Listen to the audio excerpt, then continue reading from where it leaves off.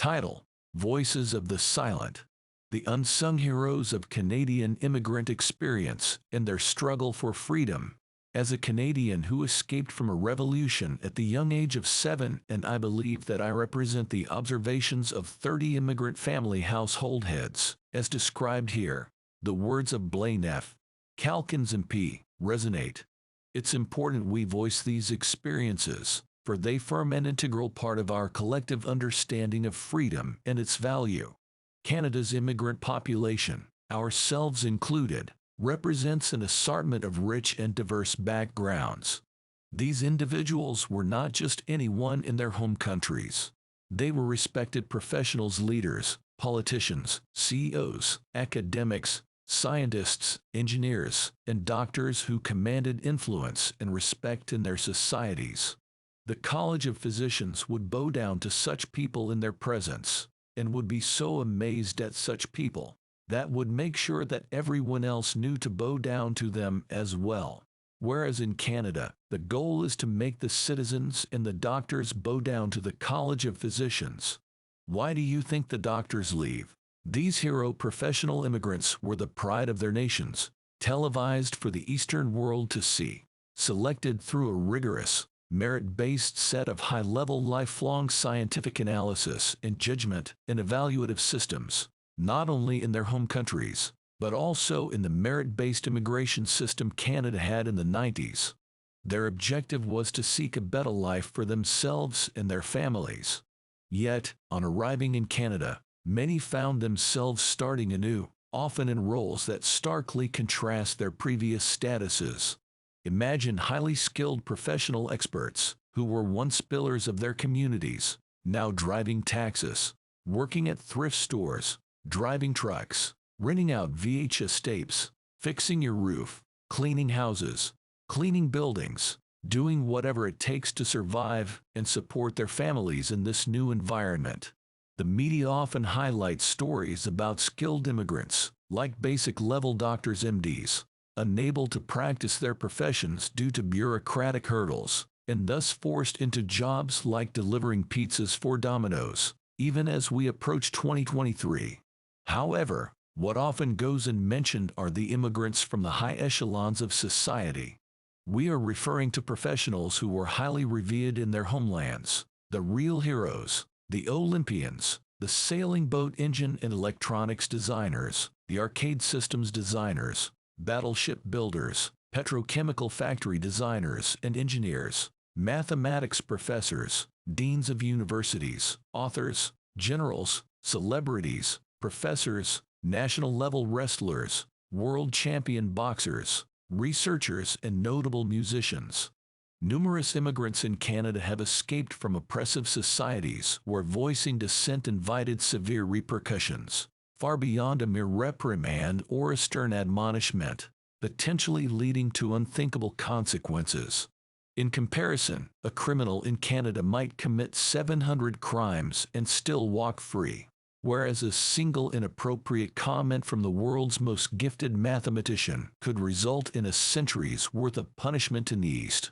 In North America, it is just as difficult to get a detective to investigate a banker that causes bank failures, stock market crashes, or swaps $8 trillion out of the stock market to a central bank, as it is to land a man on the moon. In these circumstances, the notion of centrism or moderation seems to be lost. Expressing a divergent opinion in the East, questioning authority, or resisting an unjust system would have elicited harsh punishments, even death.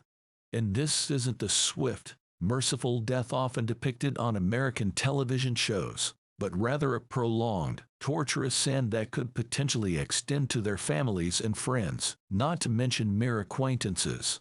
All heroes should spit at this grave injustice of not adopting a centrist policy on the issue of firearms rights and freedom, and on the issue of a non-centrist approach to criminal justice, and an insecure border policy that negates the real need to support the 8,000 valiant border officers of the CBSA to have more officers and more technology needed to stop the drugs and the guns from reaching and making gangs in Canada powerful. Such instances illustrate a profound imbalance in the justice system, in the concept of freedom, and in the balance of knowledge among the rulers of our nation as to the power balance dynamic that is fair between MPs and the citizens. The immigrants who make it to Canada are far from ordinary. They are unsung heroes. They have endured adversity, escaped authoritarian regimes, and survived horrors that are unimaginable to many. Having witnessed firsthand the value of freedoms that many take for granted, their understanding and appreciation of these liberties are profoundly unique and deeply rooted. Now, they reside in Canada, willingly taking on jobs like selling candy at Blockbuster, renting out VHS tapes, providing housekeeping services, babysitting, cleaning hotels, enjoying permanent occupational injuries from hazardous work conditions, mowing the lawn, dying of industrial toxin-induced pains for decades, selling ice cream, and fixing roofs. And so, Canadians should wonder, why do these accomplished immigrants, who can achieve a level of high-level work performance that most Canadians aspire to achieve and pursue their entire life in the hopes to get at this level, why would such immigrants willingly contribute in such seemingly routine tasks? Is it because societal conditions are entirely satisfactory, and immigrants are completely satisfied with censorship and firearms legislation as it stands? Or is it because they consider Canadians as extended family and are willing to assist and be friendly to Canadians, even when the political ideas of the current government is not aspirational in the freedom sense? The weight of the fear of the knowledge of the type of darkness that can reside within a government structure, in secret, as a dark force beneath, which many empires have had in the past. This special knowledge is often protected, kept in secret, but nevertheless it is brought over to Canada and preserved in the memories of immigrants, making them less likely to voice their thoughts and opinions, particularly when it comes to political matters. This silence, though, should not be mistaken for complacency, weakness, misunderstanding, lack of understanding or agreement. As Canadians, imagine if the CRA held such power over you, where any small misstep would lead to extreme suffering. Imagine if the CRA said, "You did not pay your carbon tax. We will take your home. We will take your money. We'll take your life and anyone's life within 25 miles associated with you, and the AI algorithm will clean up any traces of your contribution to humanity." Or perhaps 1 million French people didn't vote for the party, so maybe we can get rid of those. I am sure that the warrior ethos of the CCFR, firearms rights activist, and the IPSC-trained citizenry, police, reserves, military, and any man that still remembers heroism, would have a talk with the CRA at that point. I would be very uncertain as a CRA administrator at that point. Unless everyone was in Alcatraz, then I would feel okay. Wouldn't you choose silence over jeopardizing your life and the lives of your loved ones? Would you stand up and be the hero, or would you bow to the crushing fear? The same conundrum faces many immigrants, their entire lives, still to this day, as it did in the 20th century. However, the quiet resilience of immigrants is often mistaken for complacency, leading to their underrepresentation in government and decision-making processes. This is a perilous mistake. The quietude of immigrants stems from a history of oppressive regimes where voicing their opinions could result in dire consequences. But the silence of immigrants is not merely due to fear. It is also their way of showing their appreciation and respect to the society that has brought them in and given them shelter. They remain quiet and friendly, taking care of the community, taking care of Canadians working enjoyable administration work. The immigrants are keeping their insights to themselves, doing the labor work, doing the professional trades work, allowing the rest of society to remain comfortable, not wanting to disrupt the peace and tranquility that we commonly build here together, not wanting to make Canadians born in Canada to have a hard life, in payback or to return the favor of the offer of freedom that was given to them. In short, we are paying you back, Canada, with freedom thoughts and freedom help. In short, Canada, Immigrants have adopted you into their family, so we have mutually adopted each other, and even if you are not productive or competent, you are still a family member for us. Our laws and policies need to reflect this diverse fabric of Canadian society, including the experiences and perspectives of our immigrants in their aspiration for physical and digital freedom in a government structure that understands the balance of power dynamics, such as the dynamic to guarantee the authority of the firearms rights legislation. The real problem is that we are not getting the accurate data we need. Polls are skewed because the voices of these silent immigrants are not being heard or accurately represented. The legislatures are not getting the full picture, leading to legislation that does not reflect the genuine needs of our diverse society. It is essential to remind ourselves that the silence of the immigrants is not a true reflection of their thoughts and opinions. We must strive to understand these silent heroes better and ensure their experiences and insights are included in our democratic processes. Their resilience, adaptability, and quiet determination are testaments to their unspoken strength. In their silence, they harbor the capacity for immense change and influence. To my fellow immigrants, you will not offend Canadians if you let your voices be heard. There are wise Canadians among you who are champions as well, even in academia, and they would like to stand as heroes but have no foundations to stand among the rhetoric that goes on in places such as Twitter by people who don't understand freedom, but your inspiration can help them be heroes too. But the wise Canadians cannot stand with you if they do not hear your voice that freedom is important. The wise Canadians love immigrants, you workings and heroes in your homelands, figures of respect and influence, just as Canadian academics are, and this is not known here. If you both of these communities were to fully unleash their strength together, the intelligence, the indomitable will, the physical force, the heroic past, that led you to win political leadership, Olympic leadership, military leadership, academic leadership, and STEM leadership, people here without understanding of heroes and warrior ethos, or understanding of much at all, would fade into the wind like a dandelion which is blown by a hurricane.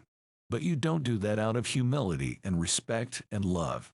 It would be a force impossible to ignore. But you have chosen peace, chosen to build rather than to set fire, chosen to make a family rather than knock down statues or paintings, chosen to look up rather than look down, chosen to contribute in quiet yet impactful ways, and chosen to take care of your kids and your neighbors, despite their increasing age. I know you are not on the internet, as you are working all day, and that is another reason why positive change cannot happen, and why the polls reflect the desire of maniacs online, rather than the desire of Canadians at large. I spoke a mouthful yet again, to compensate for your massive 35 years of silence on this issue. Recognize your new 21st century strength, for you are stronger than you might think. Your kids are stronger than they might think. They are not babies anymore, despite the hundreds of billions of dollars trying to make them babies again. Carry forward with your resilience, adaptability, and unwavering determination, and have the courage to speak if you see injustice. It is okay to be wiped out if you have spoken a good word. We now live for our common good, not ourselves. Remember, your journey, your experiences, your stories are integral to the identity of this nation, and that means we need you, in more ways than your work, but in your political leadership as well, in your common sense, in terms of your international experience, in terms of your historical understanding, and in terms of your understanding of the dangers of other forms of government. Let's give them a platform. Let's hear their voices. As a society, we need to honor these silent traveler heroes. We need to listen power of the words of the travelers, recognize their contributions, and ensure their voices are heard. By including all voices in our society, we truly uphold the principles of democracy. We need to remember that the strength of Canada lies in its diversity, its unity, and its shared commitment to liberty. Together, we can ensure that Canada remains the sanctuary for those in search of a better life, a place that respects the rights and freedoms of all individuals. We all have a role in ensuring Canada remains a sanctuary for those in search of a better life, a place that respects the rights and freedoms of all. Remember, we are all in this together. We are Canada. Skills Gap Trainer Pro Tip: ask yourself, if Canadians have faced such tremendous adversity, then why is it acceptable to Canadians to wipe away warrior culture and the culture of intellectuals, to allow only one person to exist as a warrior ruler and intellectual leader? Skills Gap Trainer Pro Tip: is this a Canadian act? Or should we celebrate unsung heroes who build our nation, protect our people, and political MPs that fight for them and for our freedoms instead? YouTube video clip comment: I'm an immigrant to this country. I came here when I was 7. I've grown to learn how amazing this country is, and I can't believe what direction its politicians want to take it in. I can't believe how easily so many people are led to giving up their liberties in the name of a security that's not even guaranteed to them, who are people who I guess are controlled by fear or so easily influenced by conformism. I can't believe how complacent people are at obvious political manipulation, behaving as though all of the terrible things that happen all over the rest of the world could never happen here. I can't believe the police forces of this country are going along with it so easily either. There's too many good people in this country to whom this moral evil should not be done. Bars in dedication. In the vibrant tapestry of Canadian immigration, a certain sector often remains voiceless: the politically silent immigrant workers. These individuals, far from idling away on the internet, tirelessly devote themselves to the prosperity of our nation through hard work and dedication. A standout among these heroes is my father, an immigrant from Romania. His story of relentless perseverance stands in stark contrast to that of Prime Minister Justin Trudeau. Unlike Trudeau's made-for-film political and boxing career, my father did earn his spot in film and in boxing, as he won 5 sequential national boxing belts and numerous titles in Europe, outmatching 270 boxers from various Eastern nations. This was in an era when it took hundreds of fights to get to the World Championships, European Championships, or Olympics, and you fought every week while holding a full-time job, not every year. A far cry from the current scenario of just 3 decisive bouts paving the way to the top, as millennials have to do today. Simultaneously, he served as an army base commander and nurtured a family amidst the ravages of hyperinflation. Heroes like my father carry out the tasks we often take for granted: mowing our lawns, laying concrete, fixing plumbing, repairing electrical systems, installing roofs, building rooms, repairing vehicles, all without causing a ripple in our peaceful existence. It is in their quiet tenacity that these silent heroes command respect that is widely recognized yet seldom spoken aloud. Warriors, intellectual leaders, and professionals silently acknowledge and bow to these individuals, and privately advise others within their trusted circles to do the same. This recognition stands in stark contrast to the superficial respect Trudeau tries to garner, and despite spending astronomical sums like $600 or $1,000 billion, even with this there is no known sum that will provide him the ability to garner the respect of even a rational 15-year-old boy, let alone the elite and seasoned warriors and established intellectuals of this world. Real leadership, as these immigrant heroes exemplify, cannot be bought with the backing of a central bank on the backs of all living Canadians, nor financed on the backs of all future generations. Warrior ruler status or intellectual status is a status earned only through competence, effort, and character. Unless you use AI, firearms legislation, censorship legislation, journalism legislation, and speech legislation to wipe away the warriors and intellectuals, in an attempt to replicate 1980s Romania. Despite Trudeau's attempts to purchase respect with astronomical sums, he falls short. His eloquent words may resonate with our ideals, but his actions could potentially undermine and crack the very foundation of our culture. His policies risk cracking the warrior ethos foundations and wiping away the intellectual merit and worth of great academics. As we consider the future of our nation, this is an invaluable lesson to keep in mind. Let's protect the warrior ethos and the historical and philosophical frameworks of intellectuals. Inspiration. Congratulations are in order to Blaine F., Calkins MP. Your stalwart stand in the House of Commons harks back to an unwavering warrior, who, undeterred by the declarations of surrender from those around him, insists on pressing forward in the fight. Your dedication mirrors the valiant spirit of characters like Sean Connery in The Rock, who despite the odds, remain relentless in their pursuit of justice. Thank you for embodying an understanding of immigrants and freedom fighters' struggles, for holding the torch of science high and fostering legislation that values scientific analysis. Your efforts lay the groundwork for a free society, and in doing so, you've shown wisdom and insight that bridges generations, connecting the best of Gen X and millennials while resonating with the pulse of the 21st century. As we indulge in the compelling sounds of the rock soundtrack, it might seem as if global forces are trying to trap island Canada into its own Alcatraz, a fortress of daunting challenges. But let's shift that perception. Instead, let's imagine we're crafting hammers, tools of perseverance, change and freedom, ready to shatter any obstacles that stand in our way. Just as those who escaped Alcatraz demonstrated a profound passion for freedom and defied what seemed impossible, we too shall strive to overcome.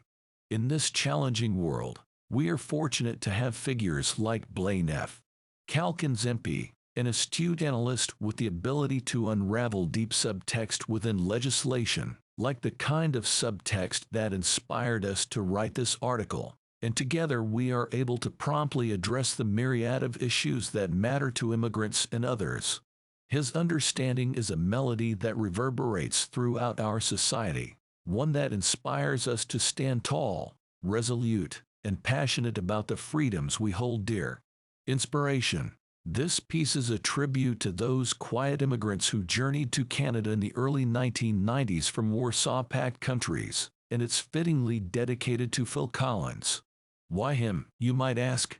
Because the soothing notes of his music echo the very essence of the feeling that enveloped those newcomers as they stepped onto Canadian soil in that decade, a sanctuary of bliss, safety, and hope. Fast forward to today, and it may seem like that harmonic melody has been replaced with a cacophony of discord. But let us not forget that melodies, much like memories, have a way of resurfacing when we need them the most. As we listen to the soft beats of Phil Collins, let us be reminded of those hopeful times and the lessons they carry. Let's bring back the era of understanding, acceptance, and mutual respect, the very things that once made Canada a haven for those in search of a better life. If we can tap into that spirit, we'll be casting our votes not just based on personal gain or petty politics, but with a clarity that transcends boundaries and looks at the broader picture. We will vote with an understanding of what really transpires in the world, and with the collective hope of reviving those harmonious times. So, let Phil Collins play on, and let's bring back that melody of unity, tolerance, and peace. After all, every great change starts with just a small step, or in this case, a soothing note.